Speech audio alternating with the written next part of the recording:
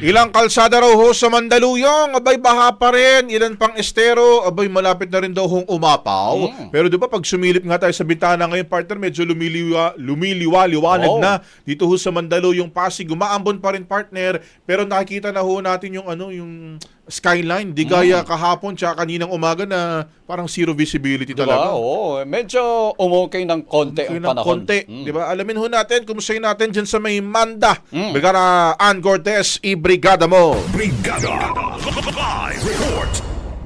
Brigada, tama kayo, no? Medyo gumaganda na yung panahon at medyo humina na nga yung pagbuhos ng ulan dito. More on ambon na lang yung dito sa may parte ng Shaw Boulevard sa Mandaluyong City. At kanina, base sa ating mga obserbasyon, mula kanina mga alas 6 ng umaga, talagang napakalakas na itong buhos ng pag-ulan dito at medyo mahirap na maaninag itong kalsada kanina dahil sa sobrang lakas ng ulan, parang kumbaga zero visibility ang dating. Pero maliban pa nga doon, kahit nga medyo malakas ang ulan kanina, patuloy pa rin itong pagpasok itong ilang mga commuter, mga trabahador at yung iba pa, pumupunta rin sa mga palengke kahit na sobrang lakas na ng pag-ulan. May mga iba tayong nakausap kanina, mabilisan lang nakausap. Ang sabi nila, patuloy nga raw sila lumalabas kasi gusto na nilang mabili ngayong umaga kasi baka daw mamayang hapon, medyo mas maging mahirap yung paglabas sa kanila kapag sumusobran na itong pag-ulan. Pero kasunod nga ng pag-ulan kanina, patuloy ding tumataas itong tubig. Pero ngayon medyo kahit pa paano, nag-subside na yung ilang part ng tubig dito. At kanina nung nag-try tayo, kasi may botas naman tayo kanina, tinry nating tuungin itong baha dito.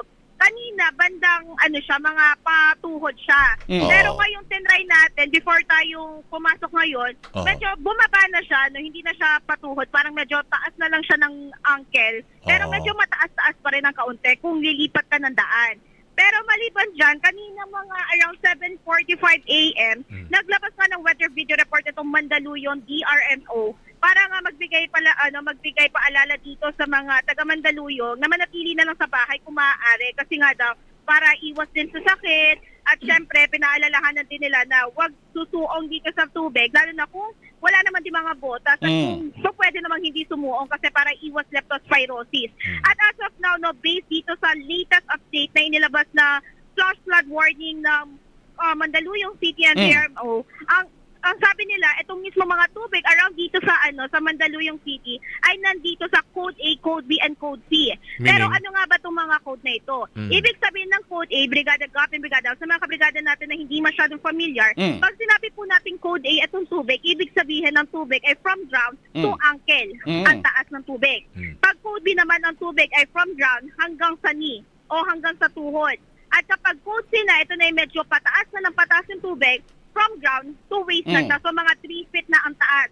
Pero maliban dyan, Brigada Gap and Brigada, actually may Code D and Code E pa, pero thankfully, nandito sa Mandaluyong, hindi pa umaabot dyan. Pero para ma-familiar lang kung ano itong Code D and Code E, kapag Code D, ito yung ground to chest, kumbaga nasa may chest part na yung mismong tubig. And pag Code E, ito na yung pinaka nakaka-alarma din sa lahat ng taas ng tubig, is above the chest na itong tubig, above 4 feet na.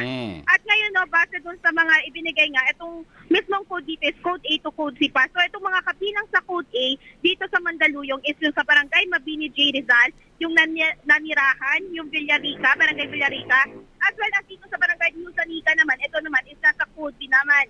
At dito naman sa binabanggit ko kanina na nasa Code C na, ibig sabihin hanggang dito na sa mismong sa mismong waistline natin, ang mga pasok naman dyan, itong nandito sa Barangay Daambakal, dito sa may Haig, 159, ito Code C na, yung mismong tubig nila dito. Aside from dyan, doon din sa Kalentong, going sa San Juan, Code C na rin daw ang tubig doon. At maliban pa dyan, dito pa sa Plainview, meron pa yung sa Santo Niño. Ito rin is Code C na.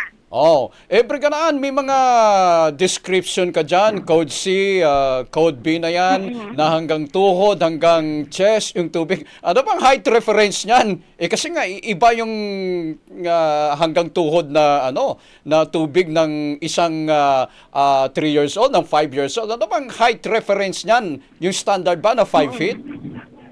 Ayun naman, Brigada, dito naman sa speaking of standard, kapag sinabing Code A, maliban doon sa sinasabi na ground to ankle, ang pinaka-specific na sukat niya is 1/2 feet. So may feet siyang equivalent. At kapag sinabi naman natin Code B na sinasabi natin ground to knee, ang taas naman nun is 1.5 feet. So isa't kalahati 14 feet. At Okay. kapag puti naman, which is gown to waist, ito naman yung sinasabi natin hanggang 3 feet. At kapag puti, ito naman yung gown to chest, which is 4 feet ang taas. Okay. At kapag puti na, ito na yung 4 feet and above. Okay, buti nilinaw mo kasi syempre magkaiba yung ano niyan, yung taga-tuhod ng 6-footer. Yung ano tuhod yan? ko, iba sa tuhod ni Brigadaan. Kaya nga Malayong nililinaw malayo. ko. kaya nga nililinaw ko eh. Buti sinabi mo na half inch, ganun. May particular na sukat talaga. Oo, di ba? Sige. Okay, Thank you. maraming salamat, Brigada. Maraming salamat, Brigada Gov and Brigada Of. Live mula rito sa Mandaluyong City, in the heart of changing lives. Ako si Brigada Ann Cortas ng 105.1 Brigada News FM Manila, the Music News Authority. Isyong paglipunan, pinupuri, pinupuna, para patas sa mata ng masa. Ang bahaging ito ay hatid sa atin ng Yummyvit ES3 Syrup. Simulang tuparin ang pangarap ng iyong anak. And starting now,